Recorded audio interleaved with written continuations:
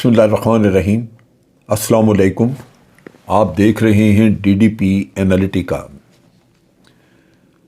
2017 میں آج سے تقریباً 5 سال پہلے ایک پٹیشن اسلام آباد ہائی کورٹ میں دائر کی گئی۔ یہ تھی ڈاکٹر عافیہ صدیقی کے بارے میں کہ اس کی رہائی کے لیے حکومت پاکستان نے کوشش نہیں کی، وہ کوشش کرے اس کی رہائی کے لیے امریکن گورنمنٹ سے بات چیت کرے۔ لیکن 2017 کے بعد یہ پٹیشن جو تھی وہ اسی طرح بغیر ہیئرنگ کے پڑی رہی،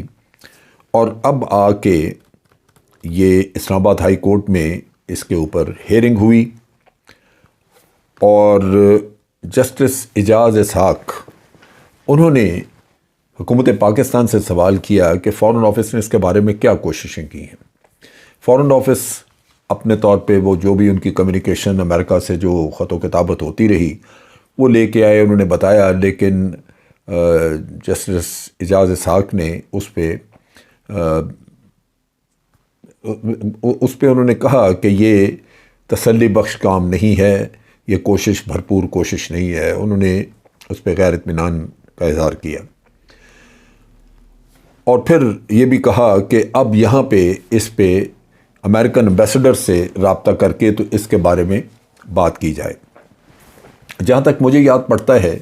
حکومت پاکستان نے کئی دفعہ امریکن گورنمنٹ کو کانٹیکٹ بھی کیا، اور ایک وقت تھا کہ جب ڈاکٹر شکیل افریدی، جس نے کہ اسامہ بن لادن کے بارے میں مخبری کی تھی امریکیوں کے لیے، اس کا جب کیس کھلا اور پاکستان میں اس کو سزا ہوئی تو وہ جیل میں ڈالا گیا۔ تو چونکہ وہ ایک امریکی مول تھا امریکی، اور ان کا مہرہ تھا، تو سننے میں آیا کہ امریکیوں نے یہ کہا ہے کہ جی وہ ہمارے حوالے کریں تو پھر ہم عافیہ صدیقی کی بات کریں گے۔ عافیہ صدیقی کا کچھ معاملہ آگے چل نہ سکا۔ ڈاکٹر عافیہ صدیقی کا کیس چلایا گیا وہاں پہ، اور اس پہ الزام یہ لگایا گیا، یعنی امریکہ میں کیس چلا، الزام یہ لگایا گیا کہ یہ دہشت گردوں کا ساتھ دے رہی تھی، اور اس کے ساتھ ساتھ اس نے امریکن فوجیوں کے اوپر بندوق تانی، اور نہ تو کسی بندوق تانی لیکن کوئی نہ فائر ہوا نہ کوئی زخمی ہوا، البتہ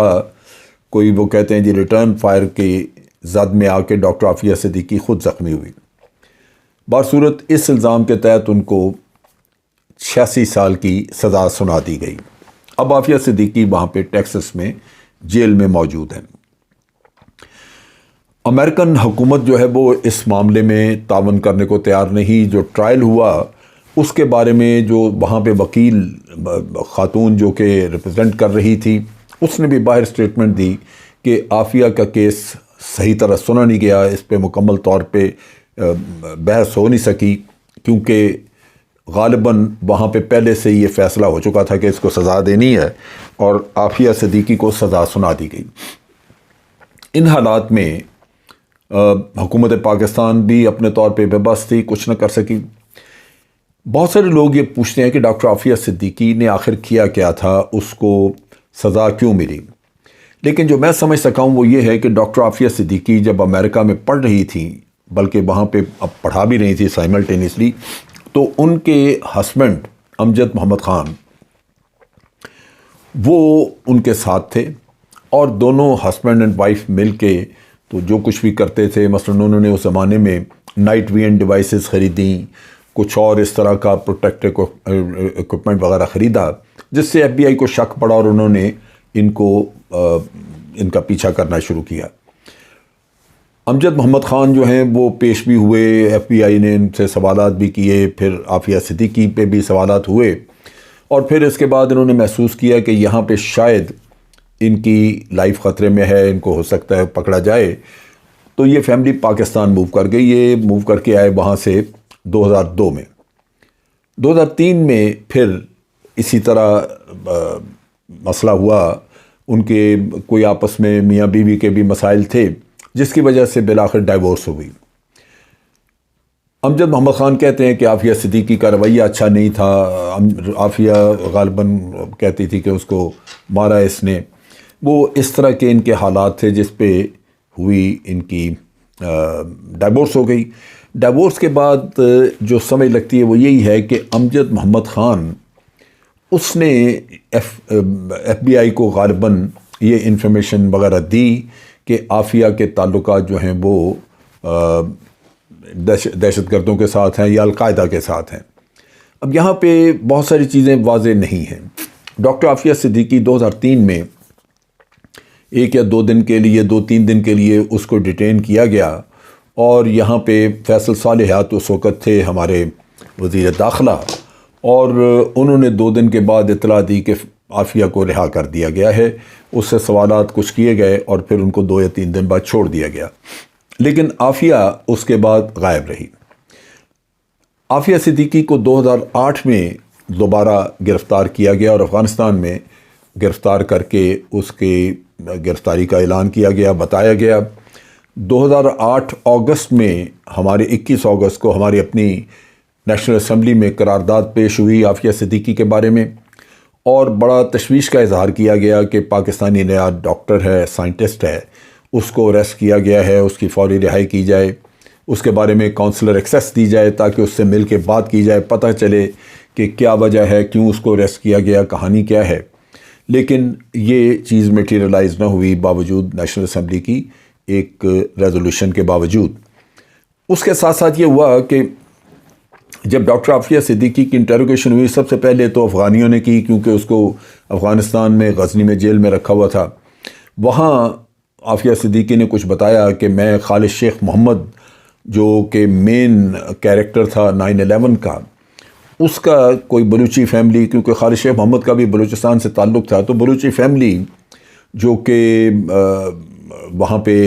عمار بلوچی جو ہے وہ بھی گوانتانامو بے میں موجود تھا، قید ہوا، تو اس سے کہتے ہیں کہ شادی کر لی تھی عافیہ صدیقی نے، کہ 2-4 مہینے یا 6 مہینے شادی رہی۔ اس کے بعد وہ عمار بلوچی جو ہے وہ پکڑا گیا اور وہ گوانتانامو بے میں چلا گیا، اور کہتے ہیں کہ جب وہ پکڑا گیا تو اس نے عافیہ کو طلاق دے دی۔ اب ان حالات میں عافیہ اس کے بعد کہاں تھی؟ حقیقتاً یہاں پہ کسی کو کچھ پتہ نہیں ہے۔ اس کے بارے میں کہا جاتا ہے کہ وہ کہیں جاب بھی کرتی رہی وہاں پہ افغانستان میں، پھر کہیں کوئٹہ میں موجود رہی، بعض بلوچی فیملیز کا انہوں نے بتایا کہ اس کے ساتھ وہ رہی۔ حقیقتاً کسی کو کچھ علم نہیں ہے کہ 2003 سے لے کے 2008 تک عافیہ صدیقی جو ہے وہ کہاں تھی۔ جب 2003 میں وہ کراچی سے چلی ہیں تو اپنے بچے ان کے ساتھ تھے، اور بچے لے کے وہ یہاں سے نکلی۔ فیملی یہ کہہ رہی تھی، فیملی نے یہ کہا، کراچی میں جو ان کی فیملی ہے انہوں نے کہا کہ عافیہ کراچی سے اسلام آباد روانہ ہوئی، کیونکہ وہاں پہ اس کے انکل ہیں اور ان کے پاس جانا چاہ رہی تھی، لیکن اپنے انکل کے پاس وہ کبھی نہیں پہنچی۔ اب یہ جو معاملہ ہے یہ تو یہاں تک بالکل واضح ہے کہ وہ اپنے گھر سے اپنے بچے لے کے نکلی، لیکن آگے اس کا کیا ہوا، وہ انکل کے پاس کیوں نہیں پہنچی، اسی وقت اغوا ہو گئی، یا اس وقت وہ پہلے ہی ماں باپ کو کچھ کہا اور پھر خود کوئٹہ چلے گئی۔ جو اس کے خامد ہیں، پہلا خامد امجد محمد خان، وہ یہ کہتا ہے کہ میری جو رنجش ہوئی اپنی بیوی سے، اس میں ایک چیز یہ بھی تھی کہ وہ بار بار کہتی تھی کہ ہم نے کراچی میں نہیں رہنا، یا ہم نے امریکہ، ہم نے جا کے گھر لینا ہے افغانستان بارڈر کے قریب۔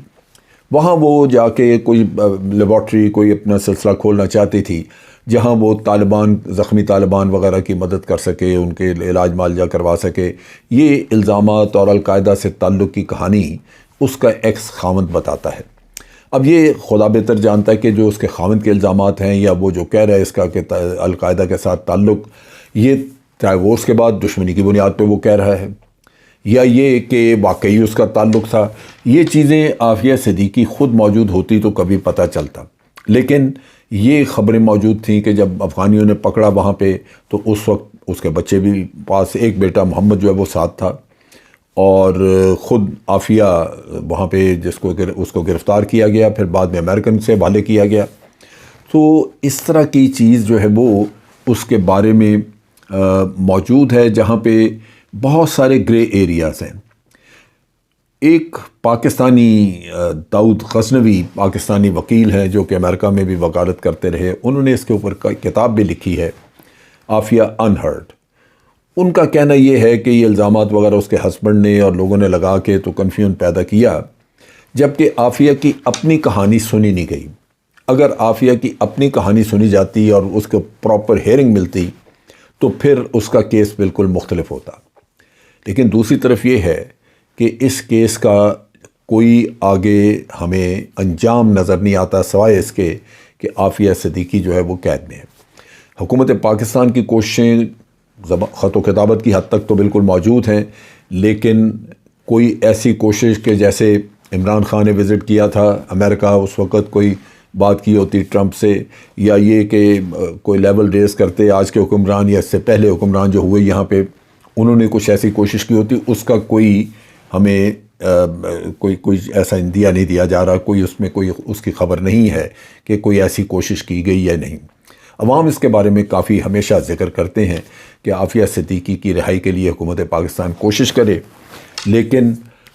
کوئی اس کے بارے میں ایسی تفصیل موجود نہیں جس پہ کہا جا سکے کہ واقعی کوئی بڑی سیریس کوشش کی گئی تھی۔ خط و کتابت کی حد تک ٹھیک ہے۔ اب اسلام آباد ہائی کورٹ نے یہ آرڈر دیا ہے کہ فوری طور پہ امبیسڈر جو یہاں پہ امریکن ان کو کانٹیکٹ کیا جائے، اس کے سامنے یہ رکھی جائے ساری تفصیل، اور ان کو کہا جائے کہ جی اس کی رہائی کے لیے ہمیں بتائیں کیا کیا جا سکتا ہے۔ اس معاملے میں ہیئرنگ دوبارہ 20 دسمبر کو ہوگی، اور پھر اس کے بعد جو بھی کوششیں کی ہوں گی وہ میرا خیال ہے فارن آفس سامنے رکھے گا، اور اس کی روشنی میں پھر کوئی فیصلہ کیا جائے گا کہ آگے کیا کرنا ہے۔ اب تک کے لیے اتنے ہی۔ افواج پاکستان زندہ باد، پاکستان پائندہ باد۔